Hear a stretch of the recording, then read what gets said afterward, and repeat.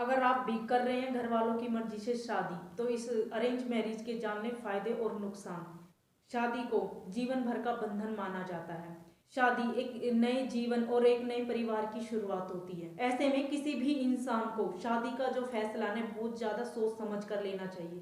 शादी के लिए जितना ज्यादा जरूरी होता है जीवन साथी, उतना ही जरूरी होता है शादी करने का तौर तरीका। शादी भले ही दो लोगों के बीच का रिश्ता हो, लेकिन क्योंकि ये दो परिवारों को जोड़ता है, समाज को जोड़ता है, इसलिए इसमें क्या है, पसंद नापसंद, अच्छे बुरे, हर चीज का ध्यान रखा जाता है। अगर सारे ही पहलुओं पर गौर किया जाए तो इसमें शादी के दो तरीके होते हैं। एक तो होता है प्रेम विवाह, जिसमें लड़का लड़की पहले से ही एक दूसरे को जानते हैं। इसमें क्या होता है कि दोनों ही एक दूसरे को जीवन साथी के रूप में देखते हैं, एक दूसरे को पसंद करते हैं, दूसरे की पसंद को जानते हैं, नापसंद को जानते हैं और एक दूसरे को जीवन साथी के रूप में चुन लेते हैं।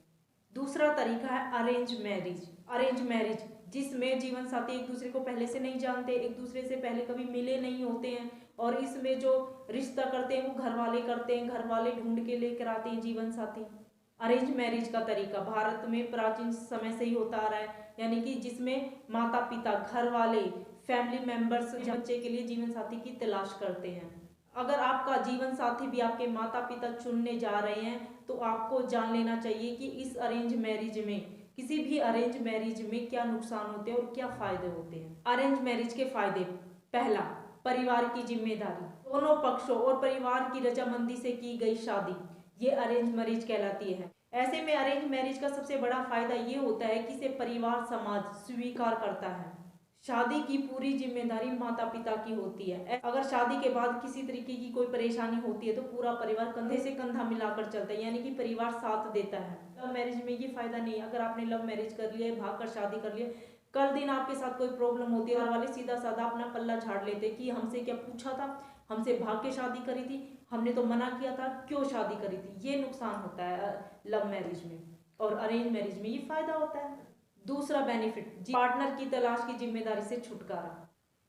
क्योंकि ये जिम्मेदारी परिवार पर आ गई है तो ये जिम्मेदारी परिवार वाले ही निभाते हैं, परिवार वाले ही आपके लिए जीवन साथी ढूंढने चले जाते हैं। क्योंकि अब इस जिम्मेदारी से आप बच जाते हो सीधा सीधा। पहले के टाइम में लड़का लड़कियों एक दूसरे को नहीं दिखाया जाता था, बिल्कुल मिलने भी नहीं दिखाया नहीं जाता था। ये बात तो बहुत बड़ी हो जाती है, मिलना तो बहुत दूर की बात होती है।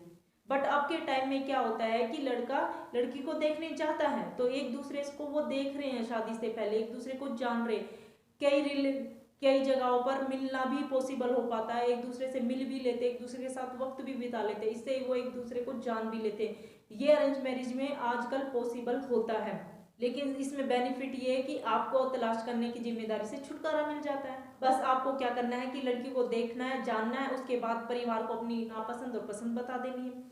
तीसरा बेनिफिट, बच्चों की देखभाल। शादी के बाद डेफिनेटली बच्चे भी होंगे, तो अगर आपका परिवार ज्वाइंट फैमिली है, उसमें पेरेंट्स हैं, तो इससे क्या होगा, जब आपके बच्चे होंगे तो उनकी देखभाल भी हो जाती है। कुछ चीजें जो बड़ों को पता होती है नहीं पता होती है आपको, तो उसमें वो आपकी हेल्प कर देते हैं, आपकी बच्चों की परवरिश में आपकी हेल्प कर देते हैं। बच्चों को ये पता होता है कि ज्वाइंट फैमिली का मतलब क्या होता है। लेकिन लव मैरिज में ये फायदा नहीं होता है, उन्हें भाग भाग के शादी कर लेते हैं, ये कहीं और चले जाते हैं, ये बाई चांस वो घर में भी बहुत कम चांसेज है जिसमें परिवार वाले अच्छे से रख लेते हैं, मान जाते हैं। बट काफी परसेंट चांस ये होते हैं कि परिवार वाले नहीं मानते। अगर परिवार में रह भी रही है लड़की लव मैरिज के बाद, तो उनका जो रवैया होता है वो बिल्कुल भी अच्छा नहीं होता है, बच्चों की देखभाल भी उतनी खास फिर हो नहीं पाती है। अब अरेंज मैरिज का नुकसान, जो सबसे बड़ा नुकसान है, खर्चीली शादी होती है। यानी कि एक बारात आएगी, भरकर बारात आएगी, दो तीन बसें आएंगी, उसमें बहुत सारा खाना बनेगा, लेन देन भी भारी मात्रा में होगा, तो ये खर्चीली शादी हो जाती है। क्योंकि बैंड बाजा बारात सब कुछ होगा, लेकिन लव मैरिज में ये सब चीजें नहीं होती हैं। दूसरा नुकसान, दहेज की प्रथा। प्राचीन काल से ही दहेज की प्रथा चली आ रही है, तो जाहिर से बता, जो लड़के पक्ष हैं ये लड़की पक्ष से दहेज मांगते पूरी तरीके से अपने रिश्तेदारों के लिए, कपड़े, गाड़ी, ये दे दो वो दे दो। तो ये एक तरीके से बहुत गंदी प्रथा है, ये मैं तो ये कहूँगी बहुत ही गंदी प्रथा है दहेज की।